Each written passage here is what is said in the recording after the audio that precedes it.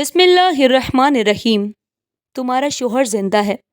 یہ الفاظ جیسے ہی میرے ہاتھ میں پکڑے ہوئے سفید لفافے سے نکلے، میرے جسم میں ایک جھٹکا سا لگا۔ دل کی دھڑکن تیز ہو گئی، ہاتھ کب کپانے لگے اور آنکھوں کے سامنے اندھیرا چھا گیا۔ میری ٹانگوں سے جیسے جان نکل گئی تھی اور میں دڑم سے زمین پر جا گری۔ میری چھوٹی سی بیٹی جو بھی کھیل رہی تھی، ڈر کے مارے میرے پاس دوڑ آئی اور کہنے لگی، امی کیا ہوا؟ آپ ٹھیک ہیں؟ میرے ہونٹوں پر صرف ایک نام تھا، عارف۔ نہیں، یہ ممکن نہیں، عارف تو مر چکا ہے۔ میں نے خود اس کی میت دیکھی تھی، میں نے خود اس کو کفن پہنایا تھا، قبر میں اتارا تھا، اس کے جنازے کے ساتھ ساتھ میرا دل بھی دفن ہوا تھا۔ تو پھر یہ خط، یہ جملہ کہ تمہارا شوہر زندہ ہے۔ میری انگلیاں اس کاغذ کے کونے کو بار بار چھو رہی تھی، جیسے مجھے یقین نہ آ رہا ہو کہ یہ سب میں خواب میں دیکھ رہی ہوں، یہ حقیقت ہے۔ میں نے دوبارہ وہ جملہ پڑھا، آنکھوں کو مسلا، سانس کو روکا اور پھر پوری تحریر پڑھنے لگی۔ کاغذ پر انگریزی میں الفاظ تھے، مگر دل کو چیرتے جا رہے تھے۔ پہلے تو مجھے لگا شاید کسی نے مذاق کیا ہے، شاید یہ کسی دشمن کی سازش ہے، شاید کسی نے میرے زخموں کو چھیلنے کی کوشش کی ہے، مگر ساتھ جو تصویر تھی وہ سب کچھ بدل دینے کے لیے کافی تھی۔ تصویر میں وہی چہرہ تھا، وہی آنکھیں، وہی ہنسی، وہی عارف، مگر حیرت کی بات یہ تھی کہ وہ زندہ تھا، ایک پارک میں بیٹھا ہوا مسکرا رہا تھا، اور وہ تنہا نہیں تھا۔ میری سانسیں بے ترتیب ہو گئی، دل کی دھڑکن جیسے سینہ چھیڑنے لگی، میرے ذہن میں ہزاروں سوال گردش کرنے لگے۔ اگر عارف زندہ ہے تو پھر دفن کون ہوا تھا؟ کیا اس نے اپنی موت کا ڈرامہ رچایا؟ اگر رچایا تو کیوں؟ اور اگر وہ زندہ ہے تو اب تک واپس کیوں نہیں آیا؟ میرے کانوں میں اس کی آخری سانسوں کی آواز گونج رہی تھی، میرے سامنے اس کی بند آنکھوں کا منظر دوڑا تھا، اور آج 2 سال بعد اچانک یہ دعویٰ کہ وہ زندہ ہے، یہ خط، یہ تصویر، یہ لمحہ، میری زندگی کا سب کچھ بدلنے جا رہا تھا۔ عارف ایک سادہ اور خاموش مزاج لڑکا تھا، جو ہماری گلی کے نکڑ پر ایک چھوٹے سے استری کے کھوکے پر کام کرتا تھا۔ ہر روز صبح اپنے کام میں لگا رہتا اور شام تک کپڑوں کی بھاپ میں الجھا ہوا نظر آتا تھا۔ اس کے چہرے پر عجیب سی معصومیت اور عاجزی تھی، جو باقی لڑکوں سے اسے مختلف بناتی تھی۔ نہ وہ بے جا ہنستا تھا، نہ فضول باتیں کرتا تھا۔ ایک بار میں اپنے بھائی کے کپڑے استری کروانے گئی تو پہلی بار اسے آنکھیں چار ہوئیں۔ اس کی نظریں فوراً جھک گئیں اور اس نے بڑی نرمی سے کہا، باجی کل شام تک مل جائیں گے۔ اس ایک جملے نے میرے دل کو ہلا کر رکھ دیا۔ پھر یہ سلسلہ چل نکلا، کبھی میں خود چلی جاتی، کبھی بھائی کو بھیجتی، لیکن دل میں ہر بار اسی کی جھلک دیکھنے کی امید ہوتی۔ ایک دن اس نے پرچی پر لکھ کر چپکے سے میرے تھیلے میں ڈال دی تھی، چائے کا ہوٹل، شام 6 بجے، اگر آ جاؤ تو شکریہ، نہ آؤ تو بھی کوئی گلہ نہیں۔ میری حالت عجیب ہو گئی، دل زور زور سے دھڑکنے لگا۔ اس دن ساری شام دل اور ضمیر کی کشمکش میں گزری، لیکن دل نے بازی جیت لی۔ میں چپکے سے امی سے جھوٹ بول کر نکلی اور ہوٹل جا پہنچی۔ وہ پہلے سے موجود تھا، میز پر 2 چائے اور ایک بسکٹ کی پلیٹ رکھی تھی۔ وہ کچھ نہ بولا، صرف آنکھوں میں سوال اور امید تھی۔ وہ دن ہماری زندگی کا پہلا لمحہ تھا، جب ہم نے ایک دوسرے کو صرف دل کی زبان سے سنا۔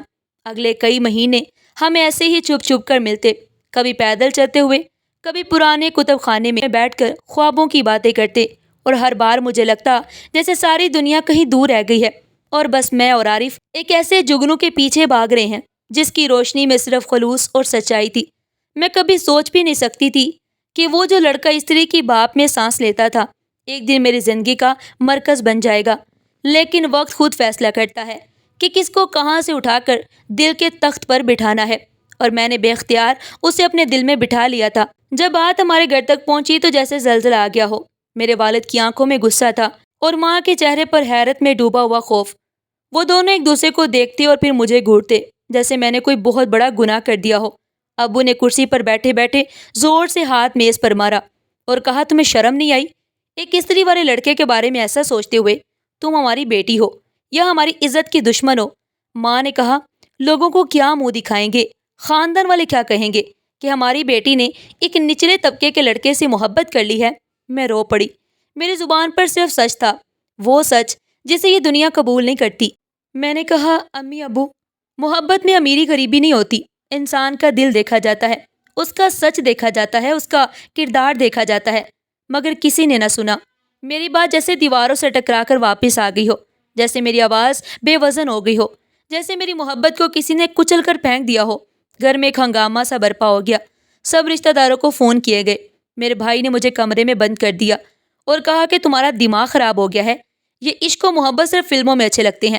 میں نے دل تھامے دروازے کے اس پار چیخ چیخ کر کہا، وہ لڑکا برا نہیں ہے، وہ صرف غریب ہے۔ مگر کسی نے نہ میری بات سنی، کسی نے میرے آنسو نہیں دیکھے، میری دھڑکنیں نہیں سنی۔ وہ سب مجھے دنیا کی نظر سے دیکھ رہے تھے اور میں عارف کو دل کی آنکھ سے دیکھ چکی تھی۔ ان سب کے بیچ میں صرف ایک خاموش سچ تھا کہ جسے میں نے چنا تھا وہ مجھے اپنے والدین کی عزت کے خلاف لگتا تھا، اور میں دونوں کے درمیان پھنس گئی تھی۔ ایک طرف میری پرورش کرنے والے تھے اور دوسری طرف وہ شخص جس نے میری محبت کو عبادت سمجھا تھا۔ میں دو حصوں میں بٹ گئی اور ہر سمت صرف اندھیرا تھا۔ جب ہر دروازہ بند ہو گیا، جب ہر رشتہ دیوار بن کر سامنے کھڑا ہو گیا، جب ہر لفظ زہر بن کر میرے کانوں میں اترا، تو میں نے فیصلہ کر لیا کہ اب میں مزید خود کو نہیں توڑوں گی۔ اس رات میں نے وہ سب چھوڑ دیا جو میرے لیے قیمتی تھا، صرف ایک چیز بچانے کے لیے جو میری روح کا حصہ بن چکی تھی، عارف۔ عارف، میری محبت، میرا مان، میری ضد۔ میں چپکے سے نکلی، کوئی زیور نہیں، کوئی کپڑا نہیں، صرف وہی دوپٹہ جو میں اکثر گھر میں اوڑھتی تھی اور وہی پرانی چپل جو بار بار سلائی کروائی جا چکی تھی۔ عارف پہلے تو مجھے دیکھ کر کچھ بول نہ سکا، اس کی آنکھیں پھیل گئی جیسے وہ یقین نہ کر پا رہا ہو، پھر اس کے لب تھر تھرائے۔ اس نے پوچھا، تم سچ میں آ گئی ہو؟ میں نے ہاں میں سر ہلایا تو وہ بے قابو ہو کر رو پڑا۔ وہ رویا جیسے برسوں کا دکھ ایک پل میں بہا دینا چاہتا ہو۔ وہ کہتا جا رہا تھا، میں نے تمہیں کھونے کا سوچ کر جینا چھوڑ دیا تھا اور آج تم میری ہو گئی ہو تو جیسے میری زندگی لوٹ آئی ہو۔ اسی رات ہم نے نکاح کیا، ایک پرانے مولوی صاحب کو بلایا، 2 گواہ بنے، کچھ کاغذوں پر دستخط ہوئے اور میں بیوی بن گئی، عارف کی بیوی۔ ہمارے پاس کچھ نہیں تھا لیکن دل بھرے ہوئے تھے۔ ہم نے ایک پرانے سے کمرے کو کرائے پر لیا جس کی دیواروں پر نمی تھی، پنکھا چلنے پر آواز کرتا تھا اور فرش پر پرانی دری بچھی ہوئی تھی، مگر ہمیں وہی کمرہ جنت لگتا تھا۔ ہم نے 2 وقت کی روٹی کے لیے کام شروع کیے۔ میں نے ایک درزی کے ہاں کام پکڑا اور عارف دن میں استری کرتا، شام کو ٹھیلے پر چائے بیچتا۔ ہم تھک کر رات کو ایک دوسرے کا ہاتھ تھام کر سو جاتے اور اگلی صبح امید لے کر جاگتے۔ ہمیں بڑے خواب نہیں چاہیے تھے، صرف ایک دوسرے کا ساتھ اور تھوڑی سی سکون والی زندگی جس میں کوئی فتوے نہ ہو، کوئی الزام نہ ہو اور بس محبت ہو جو ہر دن کو آسان بناتی جائے۔ عارف کا انداز محبت کرنے کا سادہ مگر دل کو چھو لینے والا تھا۔ وہ روز صبح کام پر جانے سے پہلے یا واپسی پر کہیں سے گلاب کا پھول ضرور لے آتا، چاہے جیب میں صرف چند سکے ہوتے، مگر وہ پھول لینا نہ بھولتا۔ پھول میرے کمرے کی پرانی میز پر رکھتا اور کہتا، یہ ہماری محبت کی خوشبو ہے، کمی مانت نہیں پڑے گی، کبھی ختم نہیں ہوگی۔ میں اس کی آنکھوں میں دیکھتی اور ہر بار دل کہتا کہ ہاں، یہ شخص سچ بولتا ہے۔ ہمارے پاس زیادہ کچھ نہیں تھا لیکن دل بھرے ہوئے تھے۔ میرے پاس سستے کپڑے ہوتے تھے، سستی ساڑیاں جنہیں میں خود دھو کر دھوپ میں سکھاتی اور اپنے ہاتھوں سے استری کرتی، لیکن جب وہ مجھے دیکھتا تو آنکھوں میں فخر ہوتا جیسے میں کوئی رانی ہوں۔ کبھی وہ میرے لیے چوڑیاں لے آتا، کبھی بالوں میں لگانے کے لیے سستا سا ریبن۔ وہ سب چیزیں معمولی ہوتی تھی لیکن ان میں جو خلوص تھا، جو محبت تھی، وہ کسی قیمتی تحفے سے کم نہیں تھی۔ ہم شام کو چھت پر بیٹھ جاتے، پرانے فرش پر چٹائی بچھا کر چائے پیتے اور خوابوں کی باتیں کرتے۔ وہ کہتا، ایک دن ہم اپنے لیے چھوٹا سا گھر بنائیں گے، ایک درخت ہوگا جس پر میں روز گلاب اگاؤں گا، تمہیں خود اپنے ہاتھوں سے دوں گا اور تم ہنس کر کہو گی کہ وہی خوشبو ہے جو برسوں سے ساتھ ہے۔ میں ہنس دیتی اور سوچتی کہ اگر زندگی ایسی ہی رہے تو مجھے اور کچھ نہیں چاہیے تھا۔ غربت تھی، تکلیفیں تھی، لیکن محبت تھی جو ہر کمی کو خوشی میں بدل دیتی تھی۔ عارف کے ساتھ زندگی مشکل ضرور تھی لیکن بوجھ کبھی محسوس نہیں ہوا کیونکہ اس کی موجودگی ہی میری سب سے بڑی راحت تھی۔ صبح جب سورج کی روشنی کمرے کی کھڑکی سے اندر آ رہی تھی اور میں ناشتہ بنانے کے لیے چولہے کے پاس کھڑی تھی تو عارف نے سینے پر ہاتھ رکھا اور بیٹھتے ہی زور سے کرا اٹھا۔ میں گھبرا کر اس کے پاس گئی، وہ پسینے میں شرابور تھا اور اس کی سانس پھول رہی تھی۔ میں نے فوراً اس کا سر اپنی گود میں رکھا اور چیخ کر باہر آواز دی، کوئی رکشہ مل جائے، کوئی گاڑی مل جائے۔ میں پاگلوں کی طرح عارف کو سہارا دے کر نیچے لائی۔ وہ بار بار کہہ رہا تھا، کچھ نہیں ہوتا، بس تھوڑا سا درد ہے، مگر میں جانتی تھی یہ معمولی نہیں تھا۔ میرے دل میں عجیب سا خوف بیٹھ گیا تھا۔ ہم نے جلدی جلدی ایک رکشہ پکڑا اور میں سارا راستہ اس کے سینے کو سہلاتی رہی، اس کا ہاتھ اپنے ہاتھ میں لیے بیٹھی رہی۔ وہ خاموش ہوتا جا رہا تھا جیسے ہر لمحہ مجھ سے کچھ چھین رہا ہو۔ ہسپتال قریب آ رہا تھا اور میری سانسیں بے ترتیب ہوتی جا رہی تھی۔ رکشہ رکا، میں اسے سہارا دے کر اتارنے ہی لگی تھی کہ اس کا ہاتھ ڈھیلا پڑ گیا، آنکھیں بند ہو گئی اور چہرے پر عجیب سی خاموشی چھا گئی۔ میں چیخنے لگی، رو پڑی، عارف اٹھو، ہم پہنچ گئے ہیں، تم ٹھیک ہو جاؤ گے۔ مگر وہ اب جواب دینے والا نہ تھا۔ ڈاکٹر بھاگتے ہوئے آئے، اسے اندر لے گئے۔ میں باہر بیٹھ کر رب سے دعائیں مانگتی رہی کہ یا اللہ میری دنیا واپس دے دے، میں کچھ نہیں مانگتی۔ مگر کچھ دیر بعد ایک ڈاکٹر باہر آیا۔ اس نے میری طرف دیکھا اور بڑی نرمی سے کہا ہارٹ اٹیک ہوا تھا، وہ راستے میں دم توڑ چکا تھا۔ میں وہیں زمین پر بیٹھ گئی، میری چیخ نکل گئی۔ میں نے اپنے دل کو سینے میں ٹوٹتے ہوئے محسوس کیا۔ میری دنیا وہیں اسپتال کے فرش پر بکھر گئی، جیسے کسی نے زندگی سے روشنی نکال دی ہو، جیسے وقت تھم گیا ہو اور میں ایک ایسی تنہائی میں گر گئی جس کا کوئی کنارہ بھی نہیں تھا۔ عارف کی میت ابھی دفن بھی نہیں ہوئی تھی کہ سسرال والوں کے چہروں پر رنگ بدلنے لگے۔ شروع میں وہ خاموش تھے، مگر جیسے جیسے دن گزرتے گئے ان کی آنکھوں میں میری نفرت اترتی گئی، چہروں پر الزام ابھرنے لگا۔ اور ایک دن سب کے سامنے انہوں نے کہا یہ لڑکی ہمارے بیٹے کی قاتل ہے، یہ بدقسمت عورت عارف کے ساتھ آئی اور اسے لے ڈوبی ہے۔ میں صدمے میں تھی، میرے دل میں صرف غم تھا، مگر وہ غم کی بجائے الزام دے رہے تھے۔ انہوں نے مجھے اپنے گھر سے نکل جانے کا حکم دے دیا، کہا یہ گھر ہمارے بیٹے کا تھا، اب تمہارا یہاں کوئی حق نہیں، اور تمہاری بیٹی بھی ہمارے خون کی نہیں لگتی۔ میں نے اپنی گود میں سوتی ہوئی بچی کو اٹھایا اور خاموشی سے دروازے سے باہر نکل آئی۔ نہ کسی سے شکوہ کیا، نہ ہاتھ جوڑے، صرف پرانا بیگ اور وہی سلائی مشین جو شادی کے وقت ماں نے دی تھی اٹھائی اور ایک چھوٹے سے کمرے میں پناہ لی جو کسی بڑھیا نے کرائے پر دے دیا تھا۔ میرے پاس نہ پیسے تھے نہ سہارا، مگر دل میں یہ حوصلہ تھا کہ مجھے اب کسی کا درد نہیں کٹکھٹانا۔ میں نے سلائی مشین چلانی شروع کی، دن رات کپڑے سینے لگی، محلے کی عورتوں سے کام مانگا، ان کے کپڑے وقت پر اور محنت سے سیتی رہی۔ کئی راتیں بغیر سوئے گزری، کئی دن بھوکی پیاسی کام کرتی رہی، لیکن ہمت نہیں آ رہی، کیونکہ اب میری بیٹی کی زندگی کا انحصار میری انگلیوں کی رفتار پر تھا، اور میں جانتی تھی کہ میں ٹوٹ چکی ہوں مگر بکھری نہیں ہوں۔ جو عورت بکھر کر بھی جڑ جائے وہ دنیا کا ہر طوفان جھیل سکتی ہے۔ 2 سال تک میں نے صرف سلائی مشین کی آواز سنی۔ میرے دن اور رات ایک ہی کمرے میں گزرنے لگے۔ صبح سویرے اٹھ کر بیٹی کو تیار کرتی، اسے پرانے جوتوں اور یونیفارم میں اسکول بھیجتی، اور خود خالی پیٹ سلائی مشین پر بیٹھ جاتی، لوگوں کے کپڑے سیتی، ان کی فرمائشیں سنتی، اور دل میں ہر بار عارف کی کمی محسوس کرتی۔ کبھی پیسے کم پڑتے تو بیٹی کا دودھ، آٹا یا کاپی لیتی اور خود فاقے کرتی۔ کئی دن صرف پانی پر گزارے، کبھی کوئی ہمسایہ کچھ دے دیتا تو بیٹی کو کھلا کر خود صرف شکر والا پانی پی لیتی۔ ہر شام دروازہ بند کر کے بیٹی کو سینے سے لگا کر روتی اور خود کو تسلی دیتی کہ سب ٹھیک ہو جائے گا۔ میں اندر سے خالی ہو چکی تھی، زندگی صرف جسم کی حرکت رہ گئی تھی، روح جیسے کہیں دفن ہو چکی تھی۔ میں نے مسکرانا چھوڑ دیا، خواب دیکھنا بھول چکی۔ مجھے لگتا تھا کہ میں زندہ ضرور ہوں، لیکن جینا جیسے ختم ہو چکا تھا۔ میرے اندر وہ سب مر چکا تھا جو کبھی خوشی کہلاتا تھا۔ صرف ایک وجہ تھی جو مجھے صبح اٹھنے پر مجبور کرتی، وہ میری بیٹی تھی۔ اس کی آنکھوں میں امید تھی جو مجھے ہارنے نہیں دیتی تھی، اور میں جانتی تھی کہ اگر میں گر گئی تو وہ بھی بکھر جائے گی۔ اس لیے میں خود کو جوڑتی رہی، سلائی کرتی رہی، اور دنیا کے تانے چپ چاپ برداشت کرتی رہی، چپ چاپ سہتی رہی۔ ایک دن جب میں حسب معمول سلائی مشین پر بیٹھی کپڑے سی رہی تھی تو دروازے پر دستک ہوئی۔ میں نے دروازہ کھولا تو سامنے ایک بوڑھا ڈاکیا کھڑا تھا۔ اس نے خاموشی سے ایک لفافہ میری طرف بڑھایا اور چلا گیا۔ لفافے پر نظر پڑی تو دل جیسے رک سا گیا۔ سفید رنگ کے لفافے پر بڑے حروف میں لکھا تھا United States immigrations your husband is wearing. میری آنکھوں کے سامنے اندھیرا سا چھا گیا، میرے ہاتھ کانپنے لگے، جسم سن ہو گیا، جیسے زمین پیروں کے نیچے سے نکل گئی ہو۔ میں نے جلدی سے دروازہ بند کیا، بچی کو پاس لٹا کر کمرے کے کونے میں بیٹھ گئی اور لرزتے ہاتھوں سے لفافہ کھولا۔ اندر ایک خط تھا اور ساتھ ایک تصویر۔ جیسے تصویر نکالی میرے حلق سے چیخ نکلتے نکلتے رک گئی۔ تصویر میں وہی چہرہ تھا جو برسوں پہلے میری دنیا تھا، عارف۔ میری نظروں کے سامنے زندہ کھڑا تھا، وہی مسکراہٹ، وہی آنکھیں اور پس منظر میں امریکن عمارتیں تھی۔ مجھے یقین نہیں آیا۔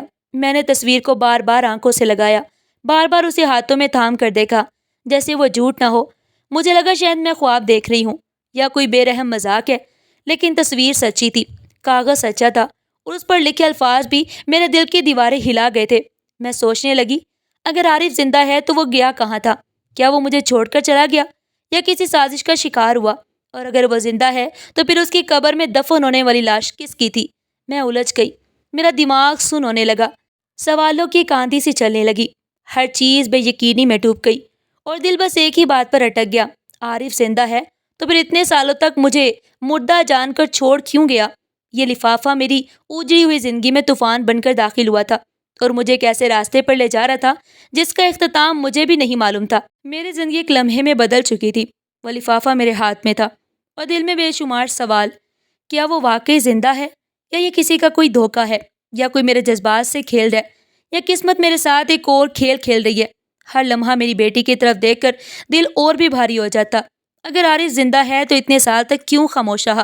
اور اگر یہ سچ ہے تو پھر اس قبر میں کون دفن ہے جس پر میں نے روز جا کر آنسو بہائے تھے؟ میں نے کچھ بھی سوچے بغیر فوراً وکیل سے رابطہ کیا۔ اسے وہ تمام کاغذات دکھائے، تصویر بھی دکھائی اور لفافہ بھی۔ وکیل نے کہا یہ کاغذات سسٹم اثر لگتا ہے، اور اگر تم وہاں جانا چاہتی ہو تو قانونی طریقے سے سب ہو سکتا ہے۔ میں نے ویزا اپلائی کروایا۔ میرے اندر عجیب سی بے چینی تھی، جیسے ہر لمحہ ایک حقیقت سامنے آنے کو تیار کھڑی ہو۔ میں دن رات اپنی تیاری میں لگی رہی۔ بیٹی کو دیکھتی اور دل میں خیال آتا کہ شاید اب اسے باپ کا سایہ مل جائے گا، یہ شاید ایک نیا دھوکہ اس کے سر پر لٹک رہا ہے۔ امریکہ جانے سے پہلے میں ایک بار پھر عارف کی قبر پر گئی۔ ہاتھ میں پھول تھے، دل میں درد۔ میں نے قبر کی مٹی کو ہاتھ لگایا اور بس ایک سوال کیا، اگر تم زندہ ہو تو پھر یہ کون ہے جو یہاں دفن ہے؟ اور اگر تم یہاں ہو تو پھر وہاں کون میرا انتظار کر رہا ہے؟ آنسو میری آنکھوں سے بہتے رہے اور دل میں صرف ایک ہی سوال بار بار گونجتا رہا، اگر عارف زندہ ہے تو قبر میں کون دفن ہے؟ میری زندگی کا سب سے بڑا راز اب میرے سامنے تھا اور میں اسے جاننے کے لیے تیار تھی، چاہے اس کے بعد جو بھی سچ نکلتا مجھے وہ قبول تھا۔ میں امریکہ پہنچی تو دل میں امید اور خوف دونوں ایک ساتھ پل رہے تھے۔ میرے ہاتھ میں وہ پتہ تھا جس پر دعوت نامہ آیا تھا۔ میں نے ٹیکسی لی اور خاموشی سے اس ایڈریس پر جا پہنچی۔ دل تیزی سے دھڑک رہا تھا اور ہاتھ پسینے میں بھیگ رہے تھے۔ جب دروازے کے سامنے کھڑی ہوئی تو لگا جیسے میری ساری دنیا اس لمحے پر آ کر رک گئی ہو۔ میں نے دروازے کی بیل دی اور کچھ لمحوں بعد دروازہ کھلا۔ سامنے وہی چہرہ تھا، عارف۔ وہ زندہ تھا میری نظروں کے سامنے، جیسے وقت رک گیا ہو۔ مگر اگلے لمحے میرا دل اس وقت چکنا چور ہو گیا جب میں نے اس کے ساتھ ایک غیر ملکی عورت کو دیکھا، جس کی گود میں ایک بچہ تھا اور دوسرا اس کے پیچھے چھپا کھڑا تھا۔ عارف نے چند لمحے خاموشی سے مجھے دیکھا، پھر اس کی نظریں جھک گئیں اور اس نے دھیرے سے کہا، مجھے معاف کر دو، وہ سب ایک ڈرامہ تھا۔ میں تمہیں دفن کرنا چاہتا تھا تاکہ اپنی نئی زندگی جی سکوں۔ میں نے سوچا تھا کہ تم میری پرانی زندگی کا حصہ ہو اور میں اس حصے کو مٹا دوں، مگر دل نے اجازت نہیں دی۔ شاید یہی وجہ ہے کہ میں نے آخر کار تمہیں وہ خط بھیجا تاکہ تم سچ جان سکو۔ میرا جسم لرز گیا، میرا دل دھڑکنا بھول گیا۔ میں نے اس کا چہرہ دیکھا، اس کے پیچھے کھڑی اس عورت اور بچوں کو دیکھا، اور دل میں صرف ایک ہی جملہ ابھرا جو زبان سے نکل گیا، اب تم میرے لیے مر چکے ہو۔ میں نے پیچھے قدم بڑھائے اور بنا کچھ سنے یا بولے وہاں سے پلٹ گئی۔ میرا دل جیسے دوبارہ دفن ہو گیا ہو۔ وہ زندہ تھا لیکن میری محبت کے لیے مردہ بن چکا تھا۔ اب اس کی کوئی وضاحت، اس کا کوئی آنسو میرے زخموں پر مرہم نہیں رکھ سکتا تھا، کیونکہ جس نے ایک بار محبت کی لاش خود اپنے ہاتھوں سے دفنائی ہو وہ دوبارہ زندگی کی دعا نہیں مانگتا۔ محبت اگر سچی ہو تو نبھائی جاتی ہے، چھوڑی نہیں جاتی۔ سچی محبت وقت کے طوفانوں میں ڈگمگاتی ضرور ہے، مگر چھوڑ کر چلی نہیں جاتی۔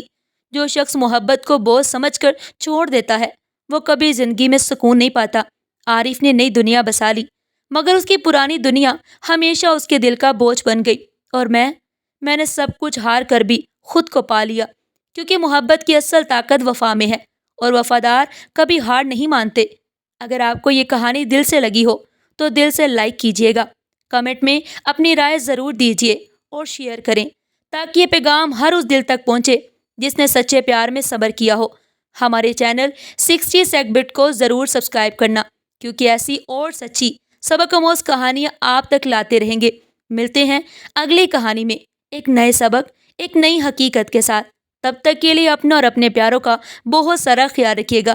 شکریہ، اللہ حافظ۔